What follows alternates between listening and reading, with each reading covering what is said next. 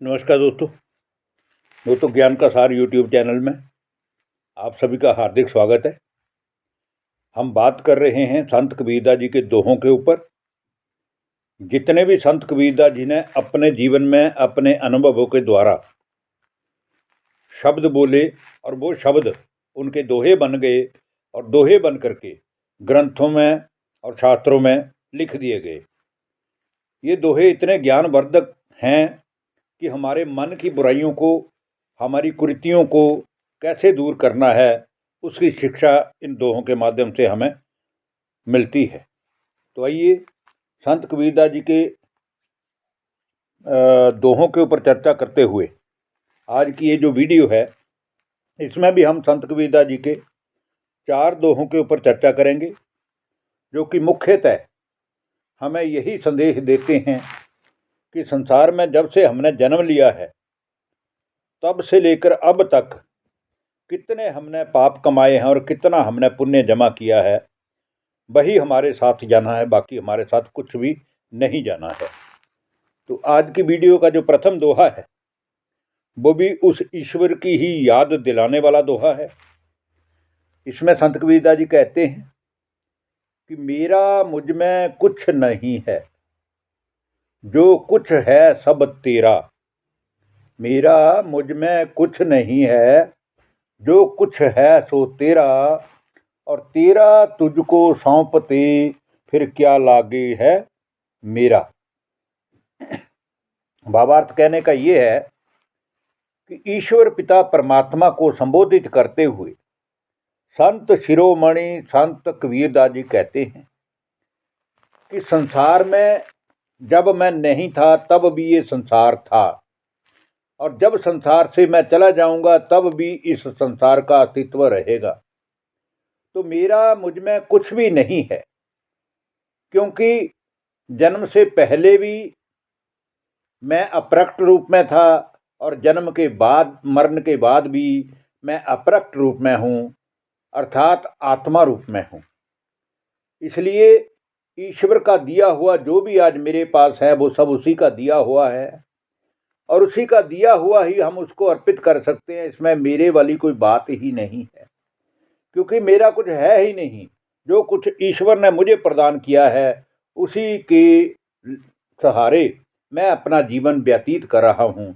ऐसा जो मनुष्य मन में सोचता है और ईश्वर के प्रति श्रद्धा भाव मन में रखता है, तो ईश्वर कभी भी उसे किसी भी चीज़ की कमी नहीं आने देते।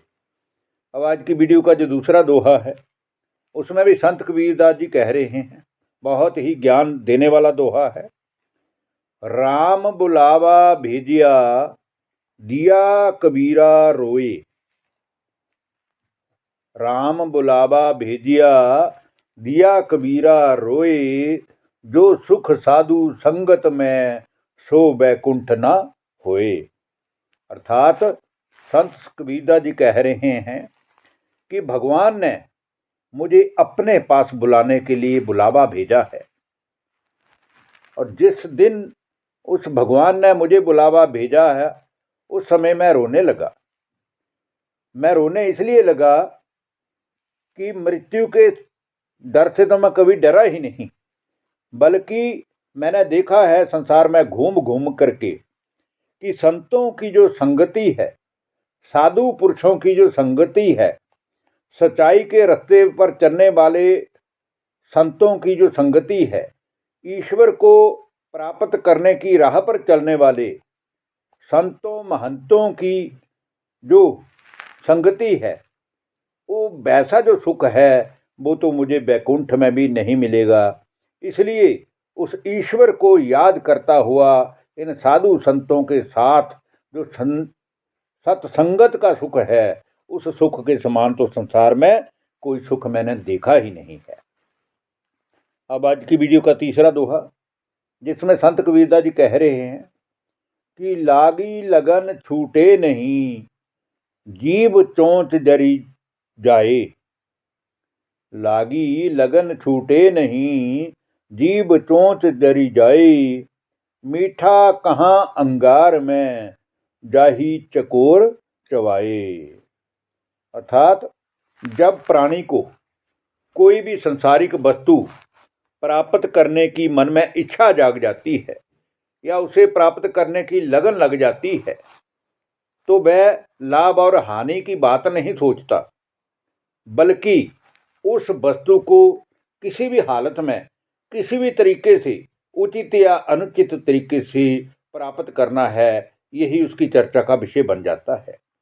जैसे चकोर पक्षी है, वो अंगार को खा जाता है, जबकि अंगार कोई मीठी वस्तु नहीं है। दूसरे शब्दों में, जो भगवान के रास्ते पर चलता है, जो भगवान के प्रति अपने मन में श्रद्धा भावना रखता है, जो कोई भी प्रकार की जीवन में लाभ हानि की इच्छा नहीं रखता है, अर्थात जो भी ईश्वर उसके जीवन में ला रहा है, चाहे उसके जीवन में हानि हो रही है, लाभ हो रहा है, वो सुख में है या दुख में है, वो हर हाल में उस ईश्वर का शुक्रिया अदा करता है। ऐसा जो प्राणी है वो कभी भी दुखी नहीं हो सकता। अब आज की वीडियो का अंतिम दोहा, जो चौथा दोहा है, उसमें संत कबीरदास जी कह रहे हैं, सीखै सुनै विचार ले, ताही शब्द सुख दे।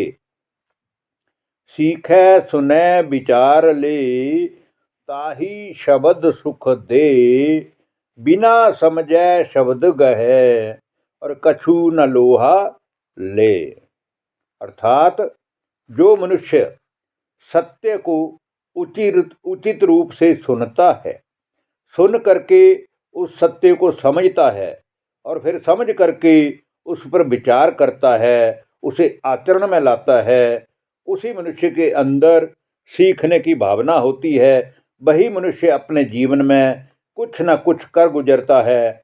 ऐसे प्राणी के लिए शब्द सुखदायी होता है, अर्थात वह सदा ही लाभमय रहता है।